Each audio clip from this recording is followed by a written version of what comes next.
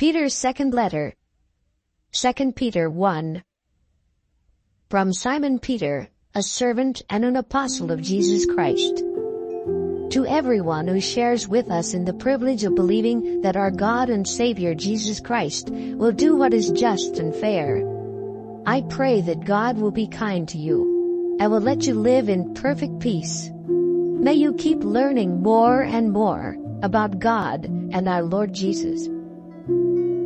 We have everything we need to live a life that pleases God. It was all given to us by God's own power when we learned that He had invited us to share in His wonderful goodness. God made great and marvelous promises so that His nature would become part of us. Then we could escape our evil desires and the corrupt influences of this world. Do your best to improve your faith.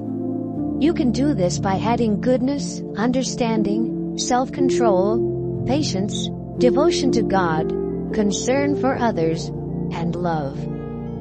If you keep growing in this way, it will show that what you know about our Lord Jesus Christ has made your lives useful and meaningful. But if you don't grow, you are like someone who is nearsighted or blind, and you've forgotten that your past sins are forgiven.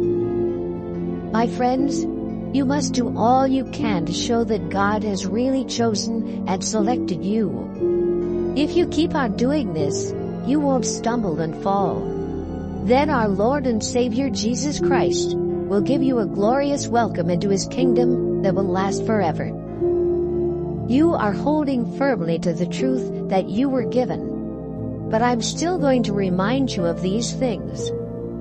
In fact, I think I should keep on reminding you until I leave this body. And our Lord Jesus Christ has already told me that I will soon leave it behind. That is why I'm doing my best to make sure that each of you remembers all of this after I am gone. When we told you about the power and the return of our Lord Jesus Christ, we were not telling clever stories that someone had made up, but with our own eyes we saw His true greatness. God, our great and wonderful Father, truly honored Him by saying, "This is my own dear Son, and I am pleased with Him." We were there with Jesus on the holy mountain and heard this voice speak from heaven.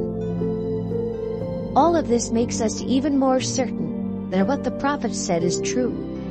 So you should pay close attention to their message as you would to a lamp shining in some dark place. You must keep on paying attention until daylight comes and the morning star rises in your hearts. But you need to realize that no one alone can understand any of the prophecies in the scriptures. The prophets did not think these things up on their own, but they were guided by the Spirit of God. 2 Peter 2. Sometimes false prophets spoke to the people of Israel.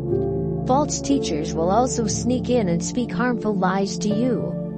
But these teachers don't really belong to the Master who paid a great price for them, and they will quickly destroy themselves. Many people will follow their evil ways and cause others to tell lies about the true way. They will be greedy and cheat you with smooth talk. But long ago, God decided to punish them, and God does not sleep. God did not have pity on the angels that sinned. He had them tied up and thrown into the dark pits of hell until the time of judgment. And during Noah's time, God did not have pity on the ungodly people of the world. He destroyed them with a flood, though He did save 8 people, including Noah, who preached the truth. God punished the cities of Sodom and Gomorrah by burning them to ashes, and this is a warning to anyone else who wants to sin. Lot lived right and was greatly troubled by the terrible way those wicked people were living. He was a good man, and day after day he suffered because of the evil things he saw and heard. So the Lord rescued him. This shows that the Lord knows how to rescue godly people from their sufferings, and to punish evil people while they wait for the day of judgment. The Lord is especially hard on people who disobey Him and don't think of anything except their own filthy desires. They are reckless and proud, and are not afraid of cursing the glorious beings in heaven. Although angels are more powerful than these evil beings, even the angels don't dare to accuse them to the Lord. These people are no better than senseless animals that live by their feelings and are born to be caught and killed. They speak evil of things they don't know anything about, but their own corrupt deeds will destroy them. They have done evil, and they will be rewarded with evil. They think it is fun to have wild parties during the day. They are immoral, and the meals they eat with you are spoiled by the shameful and selfish way they carry on. All they think about is having sex with someone else's husband or wife. There's no end to their wicked deeds. They trick people who are easily fooled, and their minds are filled with greedy thoughts. But they are headed for trouble. They have left the true road and have gone down the wrong path by following the example of the prophet Balaam. He was the son of Beor and loved what he got from being a crook. But a donkey corrected him for this evil deed. It spoke to him with a human voice and made him stop his foolishness. These people are like dried-up water holes and clouds blown by a windstorm. The darkest part of hell is waiting for them. They brag out loud about their stupid nonsense, and by being vulgar and crude, they trap people who have barely escaped from living the wrong kind of life. They promise freedom to everyone, but they are merely slaves of filthy living, because people are slaves of whatever controls them. When they learned about our Lord and Savior Jesus Christ, they escaped from the filthy things of this world. But they are again caught up and controlled by these filthy things, and now they are in worse shape than they were at first. They would have been better off if they had never known about the right way. Even after they knew what was right, they turned their backs on the holy commandments that they were given. What happened to them is just like the true saying, a dog will come back to lick up its own vomit. A pig that has been washed will roll in the mud. 2 Peter 3. My dear friends, this is the second letter I've written to encourage you to do some honest thinking. I don't want you to forget what God's prophets said would happen. You must never forget what the holy prophets taught in the past, and you must remember what the apostles told you our Lord and Savior has commanded us to do. But first, you must realize that in the last days, some people won't think about anything except their own selfish desires. They will make fun of you and say, "Didn't your Lord promise to come back? Yet the first leaders have already died, and the world hasn't changed a bit."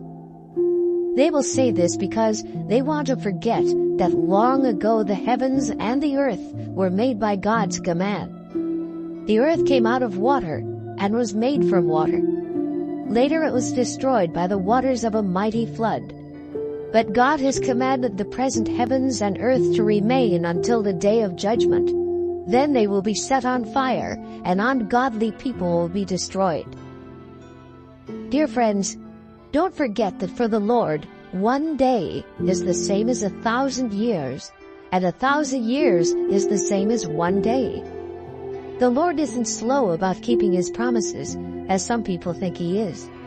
In fact, God is patient, because He wants everyone to turn from sin, and no one to be lost. The day of the Lord's return will surprise us like a thief. The heavens will disappear with a loud noise, and the heat will melt the whole universe. Then the earth and everything on it will be seen for what they are. Everything will be destroyed. So you should serve and honor God by the way you live. You should look forward to the day when God judges everyone, and you should try to make it come soon. On that day, the heavens will be destroyed by fire, and everything else will melt in the heat. But God has promised us a new heaven and a new earth, where justice will rule. We are really looking forward to that. My friends, while you are waiting, you should make certain that the Lord finds you pure, spotless, and living at peace. Don't forget that the Lord is patient because He wants people to be saved. This is also what our dear friend Paul said when he wrote you with the wisdom that God had given him. Paul talks about these same things in all his letters, but part of what he says is hard to understand. Some ignorant and unsteady people even destroy themselves by twisting what he said. They do the same thing with other scriptures too. My dear friends, you have been warned ahead of time. So don't let the errors of evil people lead you down the wrong path and make you lose your balance. Let the kindness and the understanding that come from our Lord and Savior Jesus Christ help you to keep on growing. Praise Jesus now and forever. Amen.